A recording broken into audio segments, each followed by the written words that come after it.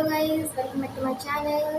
तो is my first video on YouTube and मैं आपको बताऊंगी कि कैसे मैंने अपने सारे ड्रीम्स फर्स्ट बार में क्लियर किए हैं।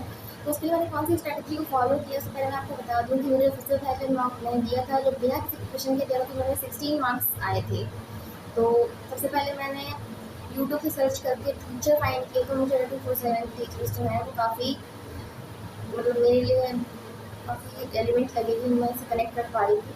तो मैंने उन सभी के फाउंडेशन किए, तो मैथ्स, रीजनिंग, इंग्लिश में तीनों का फाउंडेशन यूट्यूब से ही किया था, जो फ्री ऑफ कॉस्ट था अवेलेबल। वो थोड़ा पुराना है बट स्टिल वो अवेलेबल है। आप अगर वो करना चाहते हैं तो आप कर सकते हैं। 24/7 के टीचर्स का नाम बता दूँ तो मैथ्स के लिए नवनीत सर और शांतनु सर।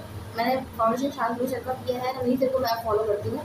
और रीजनिंग के लिए मैंने किया है सौरभ सर का, और इंग्लिश के लिए मैंने किया है संतोष सर टीचर का फॉलो किया है। तो इन तीनों को फाउंडेशन करने के बाद मैं प्री के लिए पूरी तरह रेडी थी। जब मैंने फाउंडेशन कंप्लीट किया उसके बाद मैंने मार्क्स दिया तो मेरे आए थे मार्क्स 45, जो कि एक तुरंत ही लगने लगा कि हाँ मैं कर सकती हूँ। तो उसके बाद मेरे धीरे धीरे मार्क्स बढ़ते गए और मैंने कैलकुलेशन पे मैथ्स में बहुत ज़्यादा ध्यान दिया है। उसके लिए मैंने वायरल मैथ्स को फॉलो किया है, अभी तक फॉलो करती हूँ, क्योंकि उससे मेरी स्पीड मेंटेन रहती है। अब मैं क्वेश्चंस जल्दी कर पाती हूँ कंपैरेटिव टू पहले, क्योंकि स्पीड बहुत इंपॉर्टेंट रोल प्ले करती है। अगर आप मैथ्स के स्टूडेंट नहीं हैं तो आपके लिए मैथ्स थोड़ी डिफिकल्ट होगी। तो उसके लिए आपको पहले तो कैलकुलेशन सीखनी पड़ेगी, अंदर आपको स्पीड बढ़ानी पड़ेगी। स्पीड बढ़ाने के लिए आप वायरल मैथ्स का वीडियो देख सकते हैं।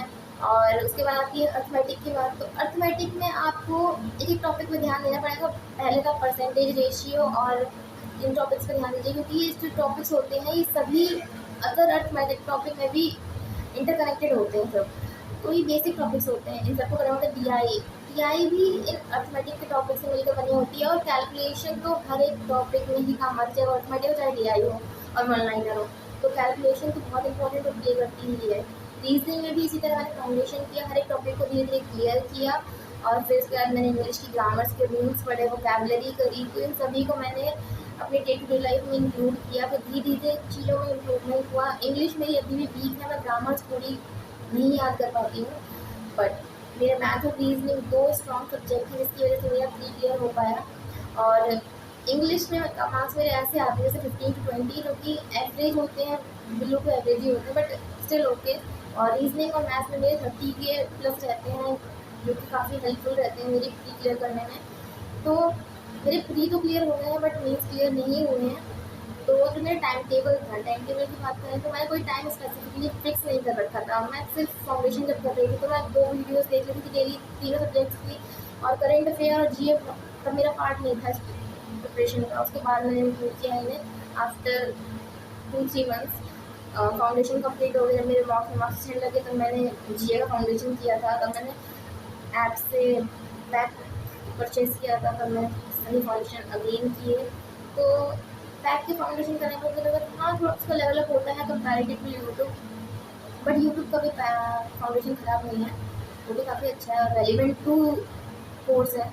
तो टाइम टेबल का कोई इशू नहीं है। कितना घंटे स्टार्टिंग में कम ही रहता है, धीरे धीरे बढ़ते ज़्यादा। पहले मैं 4-5 घंटे पढ़ती थी, फिर बाद में 8 से 9 घंटे पढ़ने लगी। तो मैंने टाइम बढ़ाया नहीं है। मुझे लगता है कि सब पर्सन पे वेरी करता है, मैं 12 घंटे पढ़ाई नहीं कर सकती, मेरे लिए 8 घंटे मैक्स टू मैक्स है। और वो भी कभी कभी 6 हो जाता था, ऐसा कोई फिक्स टाइम नहीं था। और टीचर्स की बात करें तो मैंने सारे 24/7 के टीचर्स को फॉलो किया। सारे टीचर मुझे पर्सनली मुझे तो सही लगते हैं सारे टीचर्स। और एक्सपीरियंस की बात करूँ तो ये दूसरा साल है, इस साल में मेंस ऑडिट पढ़ाई करने वाली हूँ। अगर आप मेरी जर्नी का पार्ट बनना चाहते हैं तो आप मुझे फॉलो कर सकते हैं, लाइक कर सकते हैं।